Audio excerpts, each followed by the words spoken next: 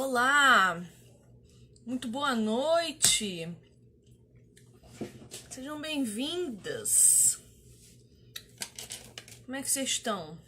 Mais uma quinta-feira que nós estamos aqui, vencendo a solidão, o sofrimento, a tristeza, buscando louvar o nome do nosso Senhor.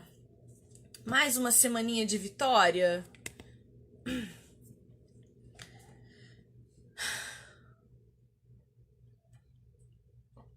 Pegue sua água, viu? Não deixe de beber água, não.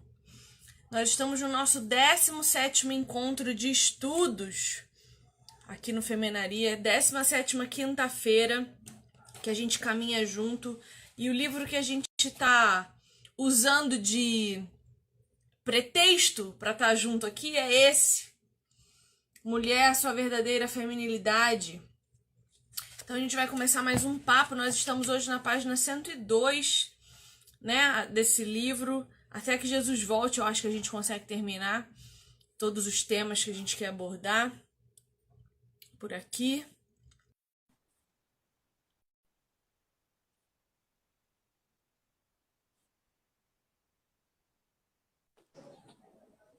Olha, Oiê!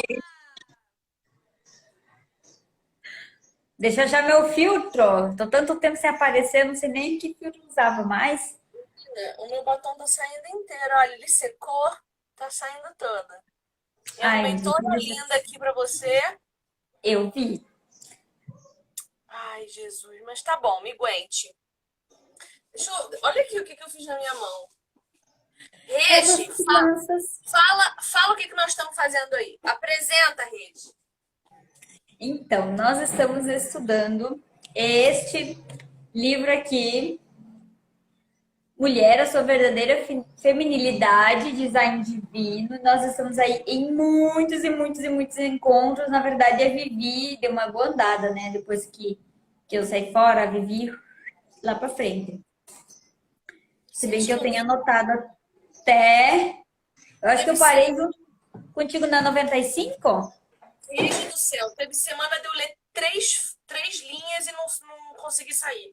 Semana passada, no encontro da semana passada, eu comecei falando do poder da conscientização das nossas emoções. Quando eu vi, eu estava falando das 5 linguagens de amor e como elas são prejudiciais para os nossos relacionamentos, porque elas nos tornam. Quando a gente lê esse livro, ao invés de a gente ler pensando em servir o outro, compreendendo a maneira que ele sabe amar, a gente lê querendo fazer com que o outro nos ame do jeito que a gente quer. A gente obriga o outro a ser quem a Como gente ser quer. servido. Sim. Agora, uma coisa que eu não posso deixar de comentar é que nós conheceremos a verdade e a verdade nos mostrará a cor verdadeira do seu cabelo. A cor verdadeira do meu cabelo é grisalha, mas não dá pra ver no vídeo. Mas é grisalha, que agora, né, está proibida temporariamente. Na verdade, vocês estão vendo muitas revelações, né? Ele tá liso nas lives, eu sempre apareço com ele liso, mas ele é assim, meio louco, igual eu. E agora essa raiz de quase 5 dedos, E a preta. pancinha tá boa, né? A pancinha. Não, o neném tá crescendo pra dentro, sabe? A minha expectativa é que ele cresça pra dentro, só pra dentro. Nada de sair barriga. Todo mundo quer ver barriga na grávida, mas ter barriga ninguém quer, né? Não vou dar esse gosto, também não vou ter barriga. Entendi. Sempre muito mal criadinha, eu gosto. Vivi, eu acho que eu fiz contigo até a 97. É. Bom, a gente está lá na página 102.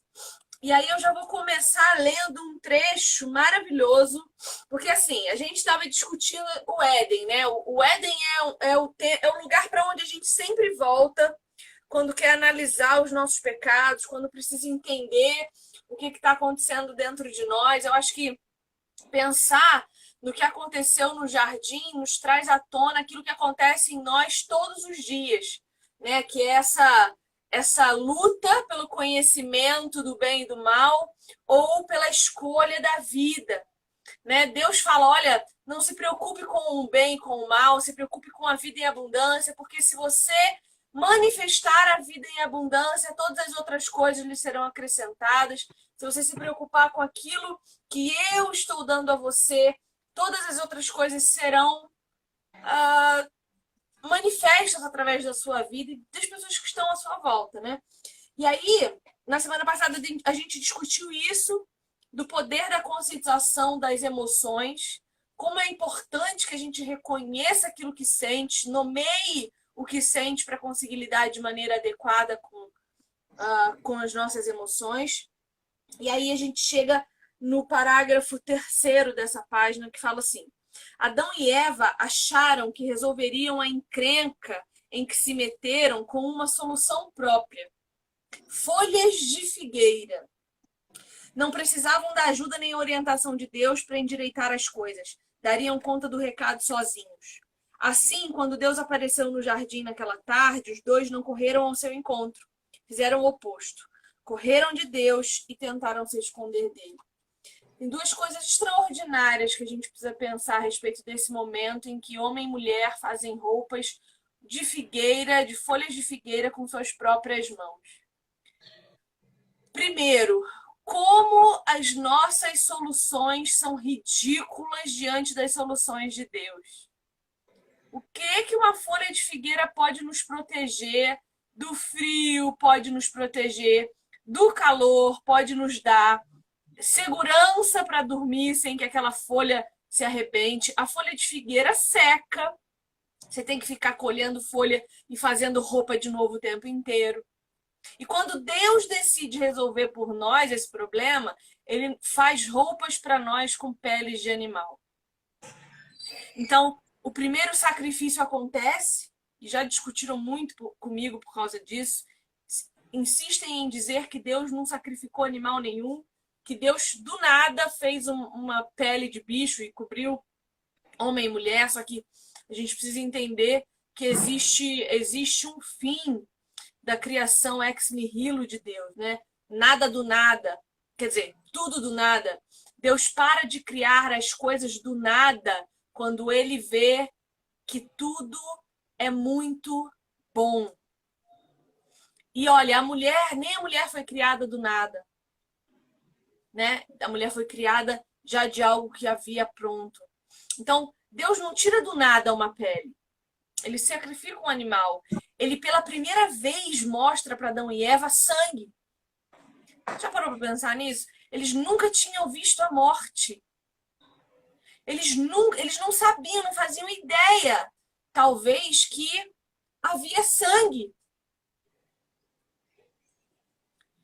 Imagina o sofrimento de um animal sendo morto, degolado. Deus não matou no céu e trouxe para a terra. Deus matou ali. Porque qual é a função do sacrifício animal na antiga aliança? Que o homem veja as consequências do seu próprio pecado. E que aquele animal sirva como expiação desses pecados. Há um sofrimento envolvido, há uma dor envolvida para que o homem se arrependa. E não volte a fazer os mesmos pecados para que mais animais não precisem ser mortos. Então o homem precisa ver a consequência daquilo que ele decidiu escolher para ele mesmo. Por isso que Deus nunca tirou consequência de pecado. Deus tira o pecado, mas a consequência ele não tira. Porque a gente precisa ver o que a gente fez. O que custa o que a gente fez? As consequências, tanto para outras pessoas quanto para nós. E como consequência, a gente ainda reitera no pecado. Imagina se ele retirasse a consequência. Quão mais negligentes nós seríamos nessa questão. Exatamente. Exatamente. Então, a gente resolve os nossos problemas sem Deus de maneira ridícula. Porque uma folha de figueira não resolve por uma semana um problema. É ridículo diante da solução de Deus. Né? E aí, eles, ao invés de irem ao encontro de Deus, eles correm.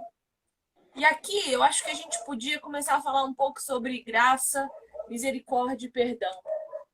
Porque o que eu tenho visto acho que desde sempre, mas Deus trabalha comigo uma coisa por semana, assim. É impressionante como toda semana Deus muda o tema que ele quer lidar comigo. Você pode ver que, geralmente, as minhas lives da semana, todas elas vão girar em torno de um tema central ali, né? Mesmo que eu esteja falando lá de Macunaíma, ou que eu esteja aqui batendo um papo sobre feminilidade, vai sempre girar em torno de um teminha central ali que Deus trabalha. E eu tenho percebido que as pessoas, elas não conseguem mais enxergar o amor de Deus, a misericórdia e a graça. Por quê? Porque nós estamos aprendendo nas nossas igrejas que a graça de Deus é meritória, que o amor de Deus depende do esforço pessoal meu, que o perdão do Senhor depende do que eu estiver fazendo. É como se Deus me perdoasse só se ele me visse fazendo alguma coisa boa. Como se eu verdadeiramente fosse capaz de fazer alguma coisa boa, sem a ajuda de Deus. E nós não estamos mais acreditando no perdão do Senhor. 2 pessoas essa semana, 2, me procuraram para dizer que fizeram um voto com Deus, não sei quando. Uma foi em 2017. Ah, isso eu E vi. ela não conseguiu cumprir o voto dela em 2017. E depois daquilo a vida dela não andou mais, tudo degringolou. E eu fiquei tipo, que Deus é esse que você serve, minha filha?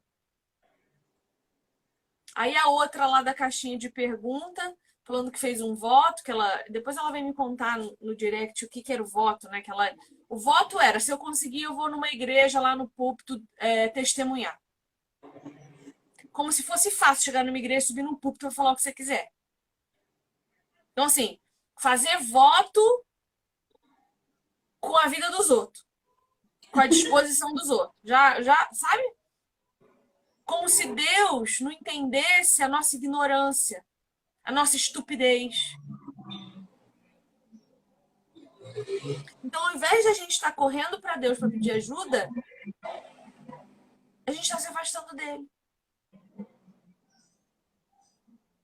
Indo Sem embora. contar que esse voto, muito provavelmente, já saiu de uma ideia de que Deus é garçom.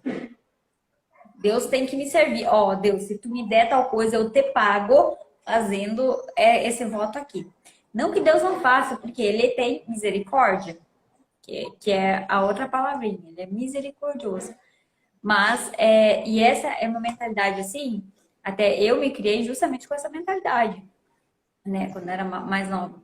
De que você não pode votar algo que você... Porque se você não cumprir... E aí eu lembro uma vez que eu fiz um voto, eu não lembro do que era o negócio, sei que eu fiz um voto que eu não ia mais cortar o cabelo, porque assim, eu me criei com a ideia de que cortar cabelo era pecado, né? Mas eu era louco por cortar meu cabelo era muito feio na ponta. E eu queria muito cortar, enfim, eu dei um jeito lá e cortei o cabelo. Aí passou um tempo, sabe aquela coisa que te inculcaram em você, e aí parece que tu tá sempre assim, não, eu quero fazer, não é, eu tô convencida de que não é, mas eu ainda tenho medo. Aí ficava nessa situação. E aí, passou uma situação, não lembro o que era, e eu votei isso de não cortar mais cabelo. Passou um tempo, Regiane, do jeito que é Regiane, esqueceu do dito cujo voto, ó. Assim, não que não me importasse, né, com o que... Mas eu esqueci, realmente, fui lá, cortei o cabelo de novo, enfim. E depois eu parei para pensar naquilo, e como isso tem amarrado as pessoas, assim. No meu caso, não, depois eu fui estudar a respeito disso e tudo bem, passou. Eu entendi o que eu havia feito, eu entendi o que significava o voto, enfim.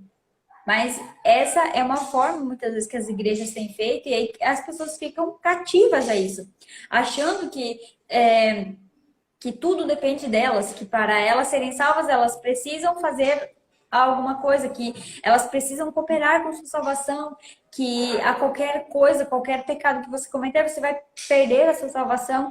E isso é muito perigoso.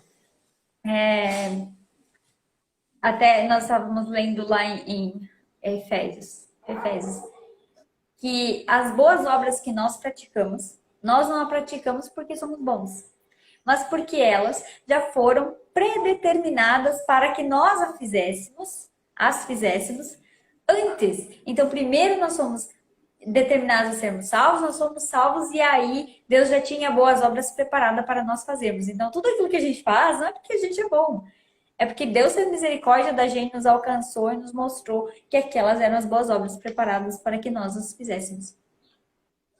Sim, Ou as fizesse. Agora, não sei se conjuguei certo. conjugou certinho. Tava linda falando português correto. Eu amo. Essa consciência é importante para a gente não se afastar de Deus ao invés de chegar perto dele. Porque ele é o único que pode nos entender, compreender e perdoar. Mais ninguém. Mais ninguém. Ela continua fazendo uma pergunta para nós. De que maneira as pessoas tentam cobrir sua vergonha e culpa quando pecam? Porque a gente continua fazendo isso. A gente continua cobrindo a nossa vergonha quando a gente peca, ao invés de confessar diante de Deus. Principalmente porque a gente acha que não tem nada demais o que a gente está fazendo. Então a gente entra num ciclo de mentira, negação e vitimismo. Então eu minto para esconder o que eu fiz. Eu nego, porque se eu negar muito, deixa de existir, não é assim? Uma mentira contada muitas vezes é tratada como verdade em algum momento. E eu me vitimo. Eu começo a dizer que eu fiz porque eu tive um bom motivo. Eu falei troncuda com o meu marido porque ele me tratou mal. Eu desrespeitei o fulano na fila do banco porque eu não estava sendo atendida de forma adequada. E esse é 90% de nós. A gente trata o mundo como se ele nos devesse. A gente trata a vida como se ela tivesse eternamente em dívida conosco. As pessoas nos devem. Porque eu já sofri muito, porque eu já passei por muita coisa. Então as pessoas me devem. Agora, pensa bem se Jesus tratasse a gente assim. Perdidos. Éramos já. Já éramos perdidos. Pois é. Então, a gente precisa parar de esconder os nossos pecados. É uma característica que eu procuro manter e que as pessoas se assustam comigo. Eu não tenho problema nenhum confessar pecado diante de qualquer pessoa. Caminho com pastores, caminho com líderes que sequer usam o exemplo pessoal para falar de coisas que estão pregando. Ou não usam o exemplo pessoal diante de uma conversa no meio de fiéis. Por quê? Porque vão conhecer os seus pecados, vão conhecer as suas fraquezas e as suas sutilezas. Eu não tenho problema com isso. Se eu mentir, eu vou dizer, olha, eu menti. Me perdoa. Eu não vou mentir mais. E a gente não pode ter vergonha do pecado que comete. No encontro de terça-feira, lá no nosso grupo de leitura coletiva, uma menina confessou um pecado no meio de nós. Nós estávamos em mais de 40 pessoas. E ela disse, olha, eu tomei o sorvete da menina na geladeira. Quando ela foi procurar, não estava lá. E eu menti dizendo que não tinha sido eu. E fui comprar outro sorvete para pôr no lugar. Mas aí o Espírito Santo não me deixou continuar com a minha mentira. Essa história foi boa. O problema é que a maioria de nós silencia o Espírito Santo ao invés de escutar e ir lá e pedir perdão. A gente silencia ele. Sabe uma coisa dessa história que eu fiquei meditando no que ela contou? Que assim, eu ouvi a história tipo, nossa, que coisa idiota, era só falar, me desculpa, eu comi. Ah, me desculpa, eu achei que você não iria comer, eu comi. Assim, essa é a forma que eu enxergo. Porém, eu fiquei pensando, ela confessou que ela tinha esse hábito de mentira, de pequenas mentiras. Então, aos poucos, a mentira vai tomando conta de você, né? E não só a mentira, todo e qualquer pecado. Aqui estamos falando da mentira. Ela vai tomando conta de você e ela vai aumentando, subindo de nível. Aí, quando você vê, você está tão enredado em tudo aquilo que você não sabe mais voltar. Eu tive uma fase muito similar, assim, não cheguei a comer sorvete de ninguém. Mas assim, coisas idiotas. Ai, por que você não fechou a porta? Ai, porque Ai, porque eu não achei a chave. Tipo, nem tinha procurado a chave. Custava dizer, não procurei a chave. Mas assim, não eram coisas assim. Era mais coisas que eu falhava e eu achava uma desculpa, em vez de dizer, eu errei, me desculpa, vou assumir meu erro. E aí eu comecei a perceber o quanto eu fazia isso. E aí até eu conversei com alguém da minha família, que eu me pareço um tanto com essa pessoa, e ela falou, sim, eu também luto com isso. Parece que é algo que está intrínseco em nós. E realmente, o pecado, ele está ali, querendo, lutando contra nós. Mas conforme a gente vai mentindo, por exemplo, vai mentindo, aí hoje eu menti, passou batido lá da chave. Aí amanhã eu vou mentir outra coisa, vou mentir outra coisa. Quando eu estou tão enredado que eu já tenho vergonha de assumir que eu menti, porque as pessoas vão começar a pensar, ai, será que aquela vez ela também não mentiu? E de repente tudo ruim. E essa é a vergonha de Adão e Eva. Essa é a vergonha que vai separar uma pessoa genuinamente arrependida de uma pessoa que se afasta de Deus. Porque eles sentiram vergonha no jardim e eles podiam ter pedido perdão e reconhecido seu pecado ali, é ou não? Mas eles fizeram o que todos nós tendemos a fazer quando não sabemos lidar com as nossas emoções. Porque Adão e Eva, eles não tinham consciência das suas emoções. Eles nunca tinham sentido nada daquilo. O medo era um sentimento absolutamente novo para ele e para ela. A vergonha, eles nunca tinham sentido aquilo. Eles não tinham consciência do que estavam sentindo para saber lidar com aquilo. Então eles preferiram sair correndo. Por isso é importante que a gente saiba. Igual eu na live de terça-feira com a Lu. Eu não quis dizer que eu tava de maquiagem. A gente tinha combinado de ir todo mundo sem maquiagem, eu e ela. Só que eu tive uma crise alérgica violenta, ainda tô. Se olhar de perto, ainda tô. Toda Eu não quis aparecer assim. E eu não contei pra ela que eu tava de maquiagem. Pelo contrário, ainda disse que a minha pele estava assim porque minha alimentação tava. Você entendeu? E quando eu desliguei a live, eu falei, meu, que idiota, cara. Sabe? Por causa do medo do constrangimento imediato, putz, eu gerei um troço que depois ficou me atormentando. Mas graças a Deus ficou me atormentando. Porque aí eu liguei para ela, falei com ela, olha, pequei contra Deus e pequei contra você. E aí ela deu risada, né? Porque nós somos amigas, ela me conhece. Mas assim, o problema é, o meu lema sempre foi, eu não negocio a verdade. Até a hora em que eu me vejo diante da mentira, você entendeu? Sim. Como que eu vou continuar dizendo eu não negocio a verdade se eu minto? Ou omito? Porque a omissão também é mentira. Então, ali eu entendi que aquilo ali para mim foi uma experiência extraordinária de Deus falando assim: olha, lembra quem você é no mundo? Lembra do que a tua carne é capaz? Lembra do que a tua vaidade pode levar a fazer? Lembra? Não esquece não. Vigia, não esquece não. Porque hoje foi numa coisinha muito pequenininha. Amanhã você pode se enfiar numa encrenca. Então vigia. E Deus faz isso mesmo. Às vezes ele permite que você dê um tropeçãozinho numa pedrinha para te lembrar e falar, minha filha, olha, não baixa a guarda. Presta atenção, empunha a tua espada. Não baixa a guarda. Porque ali na frente eu vou te colocar numa situação um pouco pior. Vou precisar do teu testemunho. E se você não estiver forte, firme e vigiando, porque é uma questão de você se distrair um minuto. Não é intencional. Você não planeja mentir. Você se distraiu. Opa. Quando você vê, você tá lá. Precisando se erguer, sem saber o que aconteceu. Por causa do susto que você levou.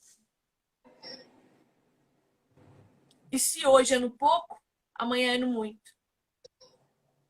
Assim como o contrário também é válido, né? Se hoje eu me mantenho firme no pouco, amanhã no muito.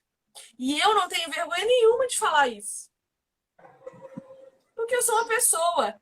E eu quero que isso fique claro para quem assiste. para quem consome os meus conteúdos. Eu sou uma pessoa normal, que peca, que talvez um dia você vai encontrar na rua, vai estar de mau humor, e talvez não vai te dar o sorriso mais maravilhoso que você queria. Ou não. Ou você acha que eu sou uma bruxa má e vai me encontrar na rua e vai ver que eu sou um doce de coco. Mas eu não deixo de ser uma pessoa. Eu sou um doce de coco sim, Regiane. Eu sou sim, tá? Eu sou doce, amorosa, eu abraço, eu beijo, eu sou essa pessoa, tá? Pode perguntar para as meninas, pergunta para Ellen depois para você ver, tá? Ah, agora quer fazer inveja ainda. Inveja também é pecado. Levar o outro a pecar também é pecado. Deus tá vendo isso aí. Eu amo. Continuando. Manda lá. Até então, Adão e Eva só sabiam que Deus era amoroso, gentil e bom. Agora estavam com medo e escondidos dele. O que aconteceu? Deus havia mudado? Não, mas eles haviam. O pecado mudou os dois, afetou o conceito que faziam de Deus e de quem eram em relação a Deus.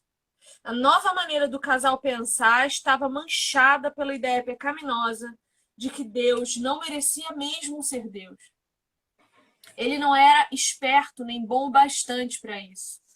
Ele certamente não queria o melhor para os dois. Adão e Eva tinham o direito de tomar suas decisões. Mereciam ser seu próprio Deus. O direito. Quê? É sempre o direito. Tinha o direito. Sim. Direito. E isso é muito interessante porque Deus não muda nunca.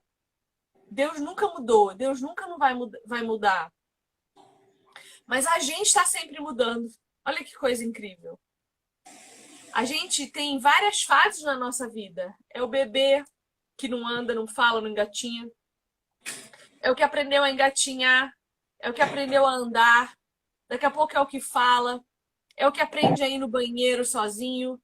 Nós mudamos o tempo inteiro. Quando a gente diminui as nossas mudanças físicas, a gente potencializa as nossas mudanças emocionais, que são as mudanças que vão fazer com que nos tornemos pessoas maduras, inteiras, integrais, que se compreendem como pessoas integrais.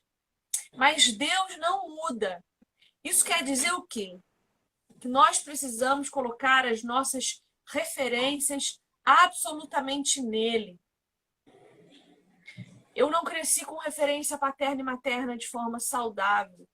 Eu não tive uma mãe que foi uma boa esposa, que foi uma mãe amorosa. Ela fez o melhor que ela podia. Mas ela não foi uma referência de mulher que me aproximasse de Deus. Porque ela mesmo não tinha o entendimento de Deus que hoje eu tenho. Mas quando eu entendi isso, que minha mãe fez o melhor que ela podia, que meu pai deu tudo o que ele tinha, mesmo não sendo muita coisa, eu entendi que se eu não tenho uma referência humana, eu preciso olhar para a divina. Preciso olhar para Cristo e nele encontrar uma referência de comportamento, uma referência de oração, uma referência de contato com os outros. Nós falamos semana passada das linguagens de amor e Jesus usou todas. Eu disse que Jesus usou a linguagem da palavra de afirmação porque ele sempre dizia: o que você quer que eu te faça? Para que a pessoa tivesse um contato com sua profundidade, trouxesse essa profundidade à tona e se comunicasse com ele. Jesus não precisava perguntar o que aquela pessoa queria. Mas ele fazia questão de perguntar para que aquela pessoa se sentisse afirmada pelas palavras. Jesus usou a linguagem do toque. Ele não precisava tocar leproso nenhum. Ele não precisava tocar ninguém para curar. Pela sua palavra, Lázaro ressuscitou. O servo do centurião foi curado. Jesus dava ordem e a tempestade parava, mas ele tocou as pessoas. Pessoas que tinham doenças que faziam com que elas não tivessem sido tocadas por mais ninguém há muito tempo. Sabe lá Deus quanto? Jesus usou a palavra de afirmação, toque físico, serviço. Foi só o que Jesus fez, serviu. Tempo de qualidade, ele separava os mais íntimos para passar tempo de qualidade com ele, na intimidade com ele, para aprender mais dele, mais perto dele, para estarem com ele de forma mais próxima, mais qualitativa. E presentes.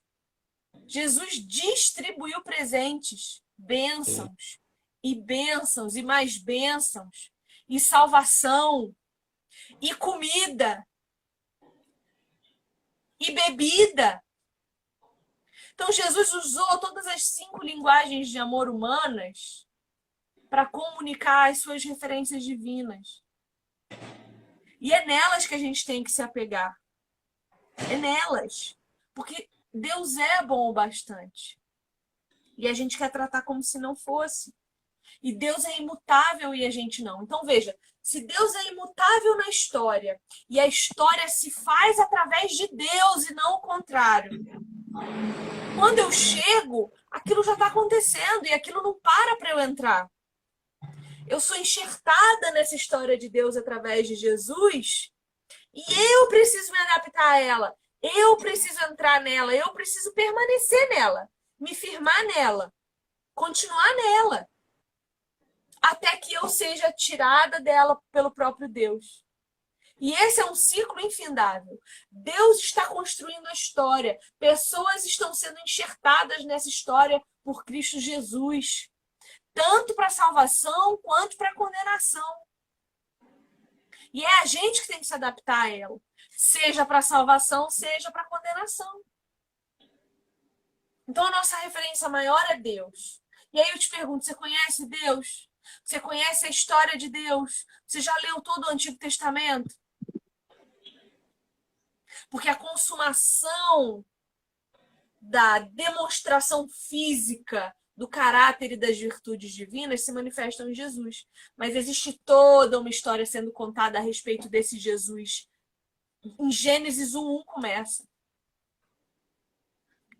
O caráter de Deus sendo manifesto em toda a história.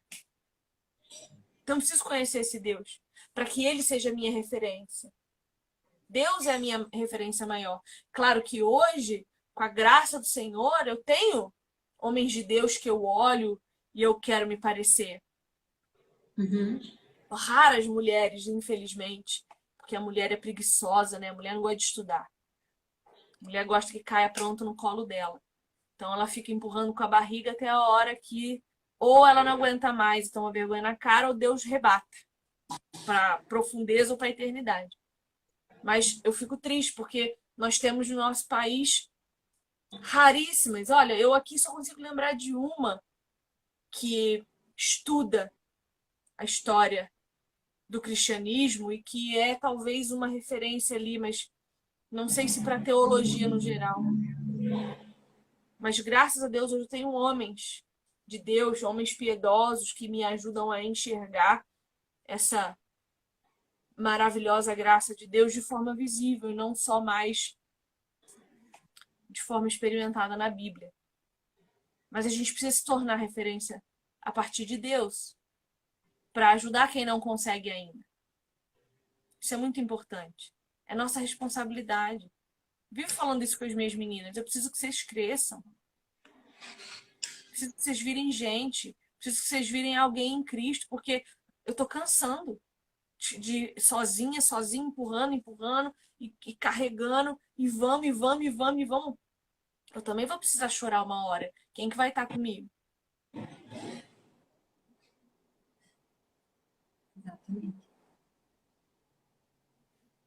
Essa eu acho que é até por isso que talvez tantas pessoas nos procurem para chorar, para desabafar, para contar. Por quê? Esse é o grande dilema social que nós temos. A quem eu posso contar? Para quem eu posso contar? Em quem eu posso confiar? E quem vai me trazer uma palavra realmente centrada em Cristo? Porque esse é um dilema. E a gente tem que pensar que todos nós passamos por essas situações, essas dúvidas, esses dilemas internos e em situações do dia a dia, da vida profissional, conjugal, afetiva, pai, mãe, enfim. Para, para quem a gente pode recorrer? E aí, esse é um problema que até foi falado antes lá no grupo de leitura, de manter o recém-convertido afastado.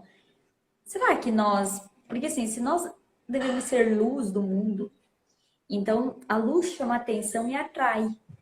Será que nós estamos atraindo? E se nós não estamos atraindo, será que nós estamos realmente sendo luz?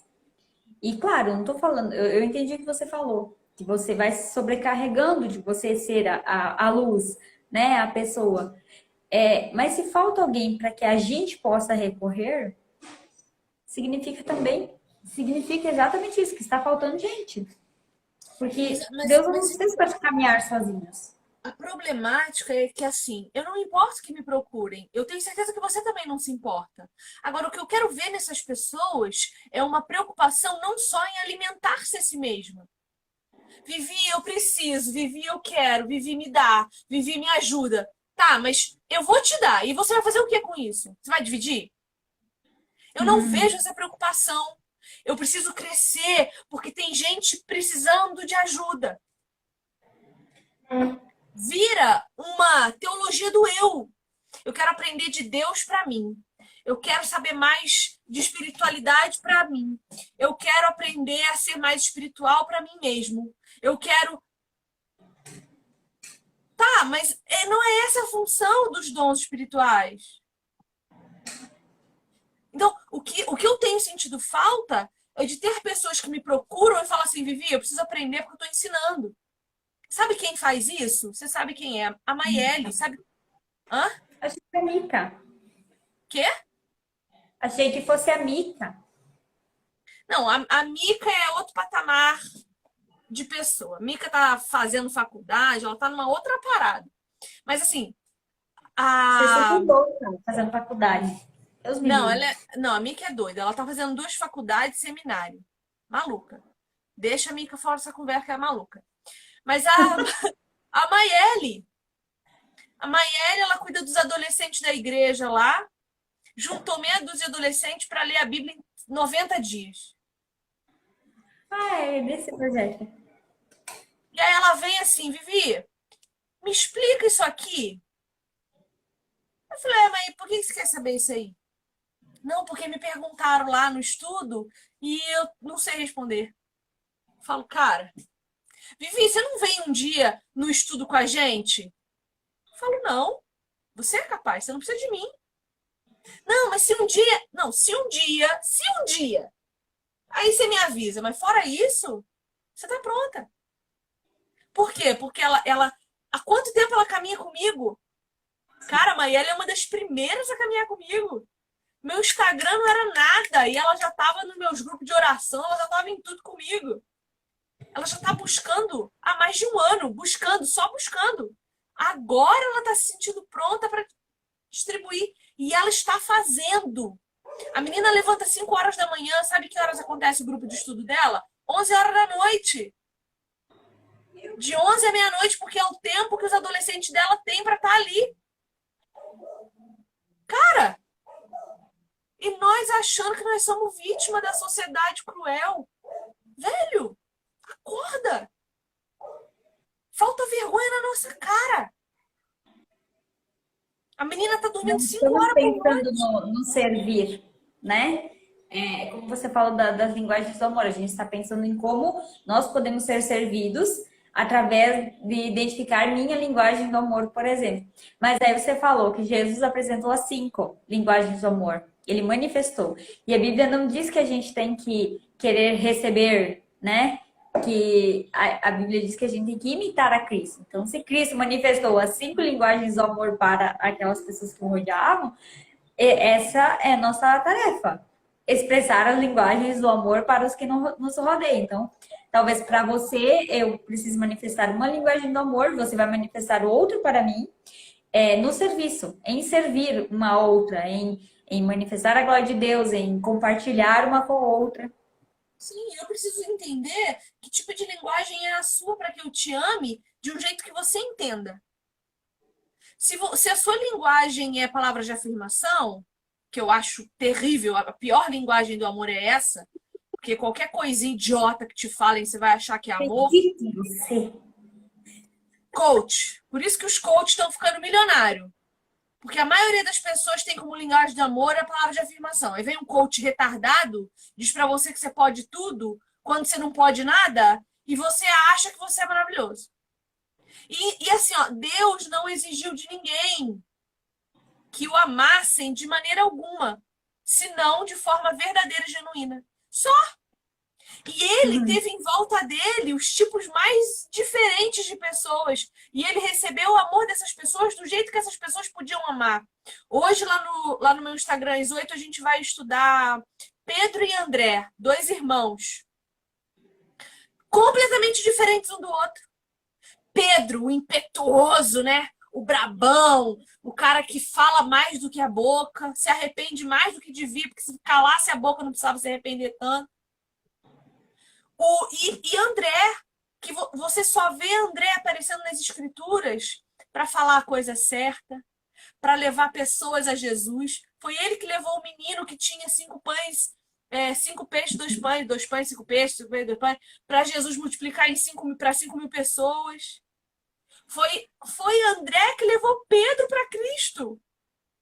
É André o tempo todo que de um em um vai levando pessoas a Cristo. E tem os outros apóstolos. João, carentão, devia grudar em Jesus. Eu imagino João beijando Jesus, abraçando Jesus, encostando em Jesus, um troço grudento.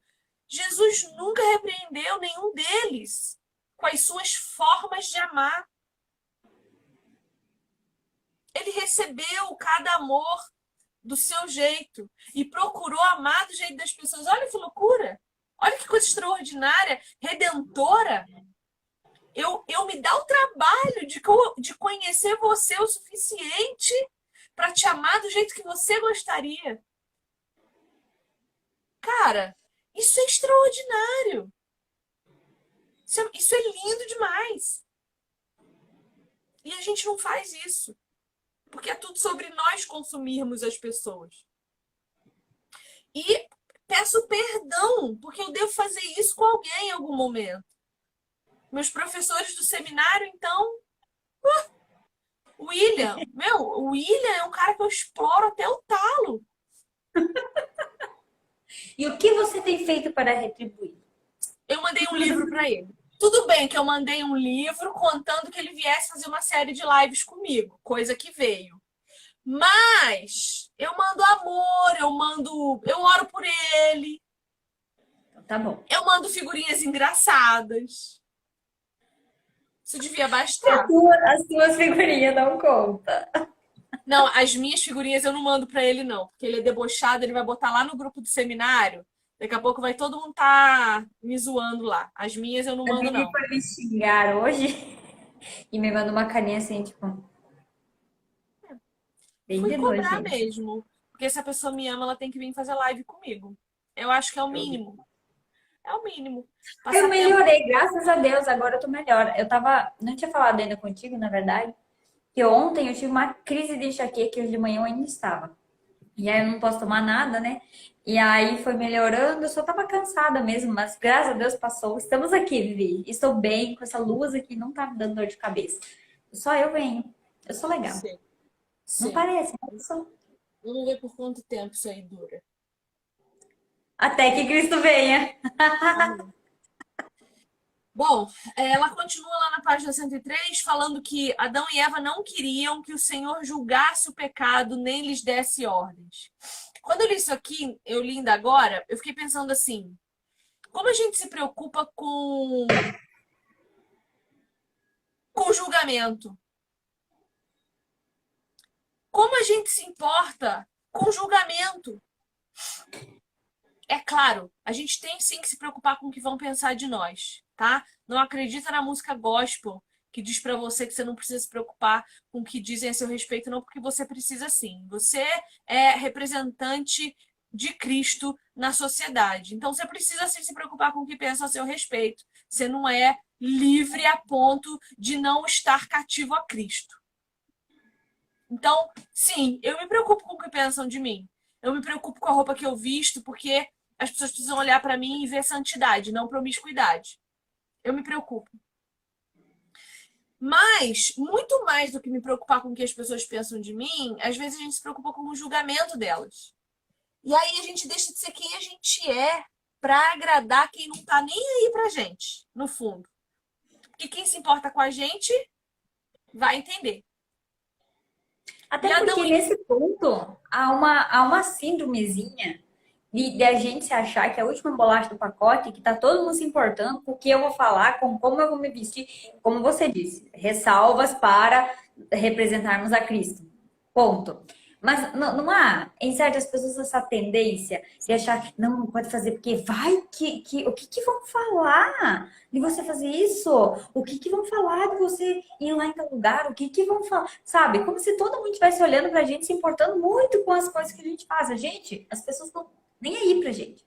Elas não se importam com a gente. Elas, assim, elas só não querem ver a gente bem, né? Ninguém quer ver ninguém bem.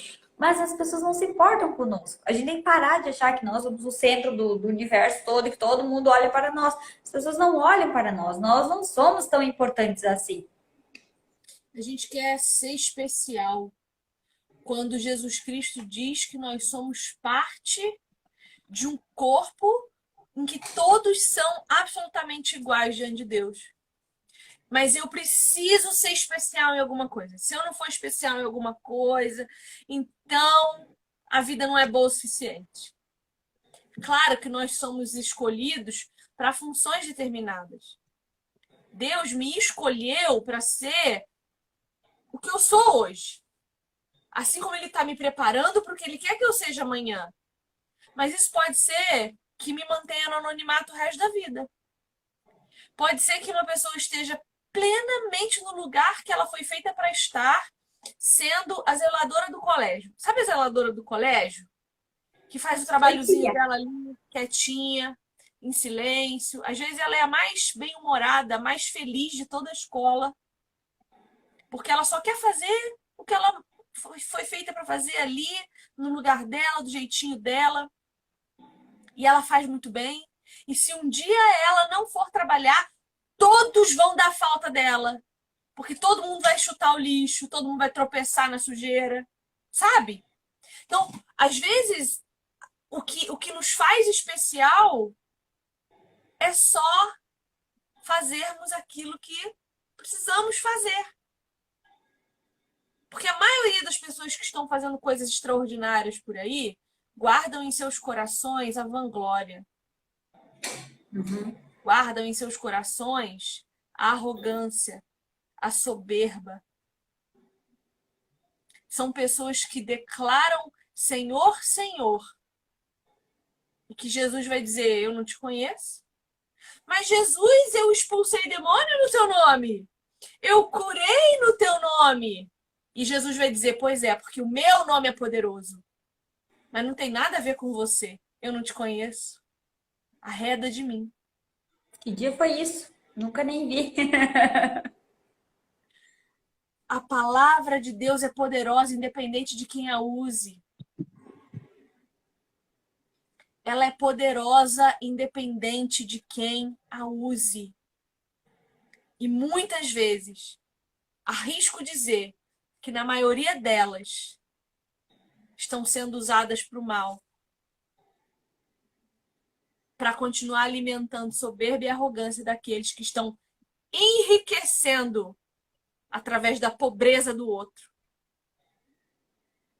através da miséria espiritual do outro. Porque convenhamos, Jesus jamais andaria numa Ferrari. Ele não andou nem a cavalo, que era o animal mais poderoso de sua época. A palavra de Deus nos compara às éguas de Faraó, imponente, bonita, cara, preciosa.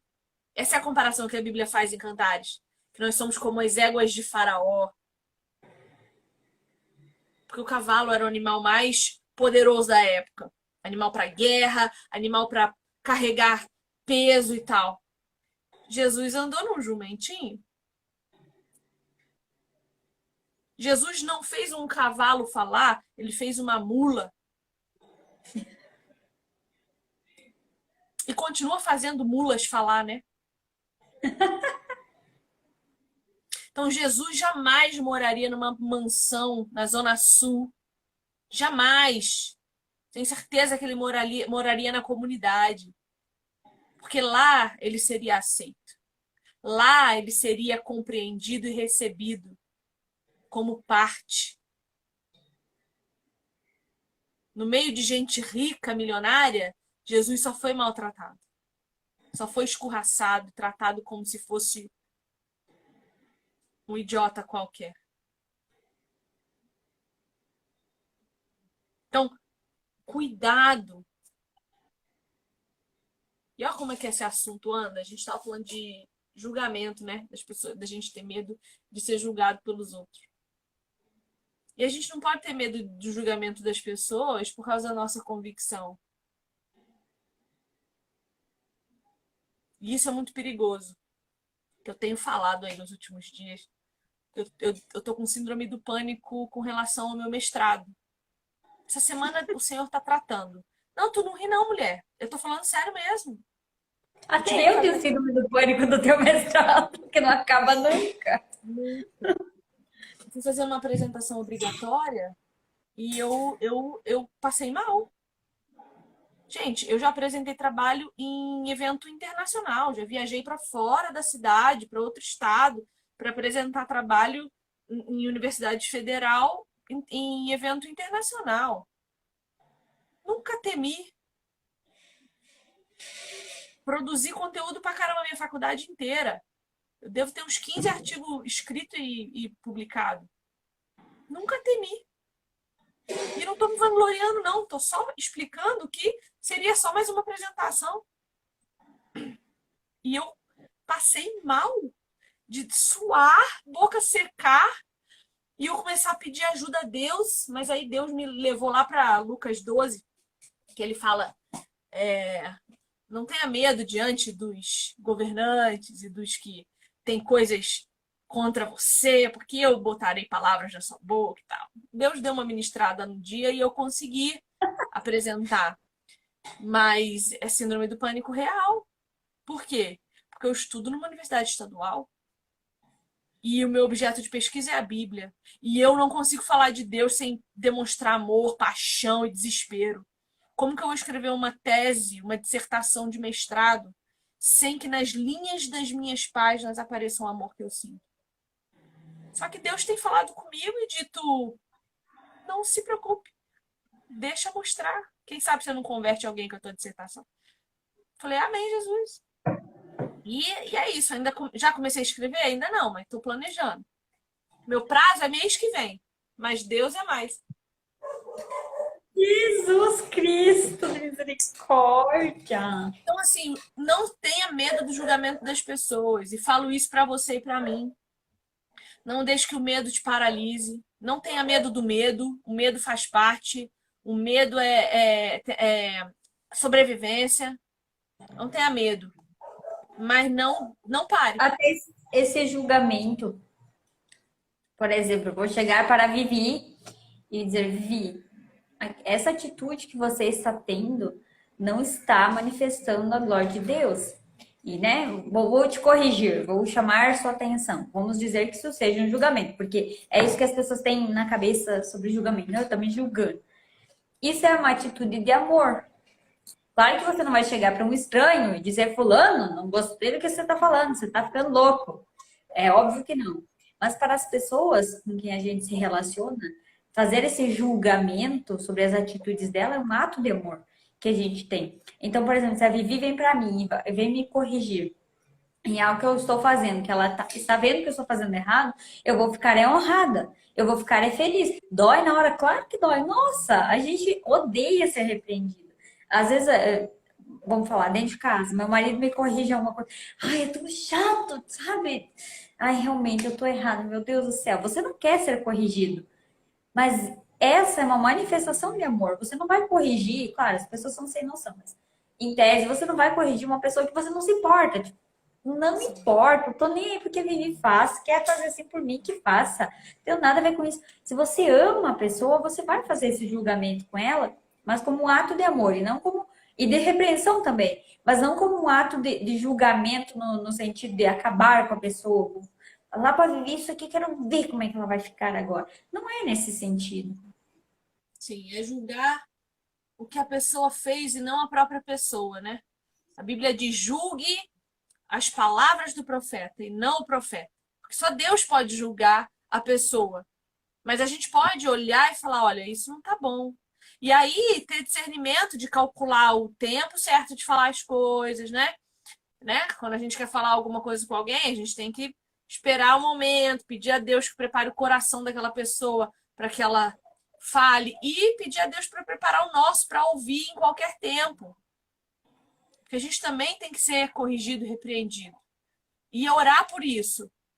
Porque se a gente faz o que a gente quer do jeito que a gente bem entende, uma hora a gente vai se perder.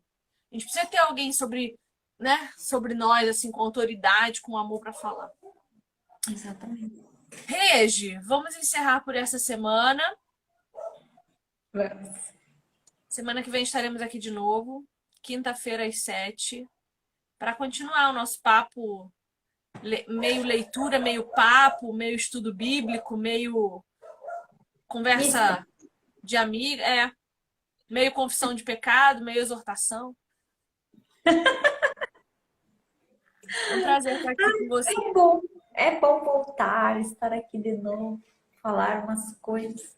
Aí eu não fico só atacando meu marido, coitado, com as minhas coisas loucas. Aí vocês me escutam também, você me escuta também. Vem reclamar com a gente, não tem problema não. A gente entende, a gente aceita. A gente te aceita do jeito que você é, Regi. Tem que me dar uns tapas. Tá louco? Me deixar sendo do jeito que eu sou, não dá. Vivi, beijo, Deus abençoe. Beijo. Obrigada a cada um que ficou até aí. Beijo, Até aqui. povo. Até a semana que vem.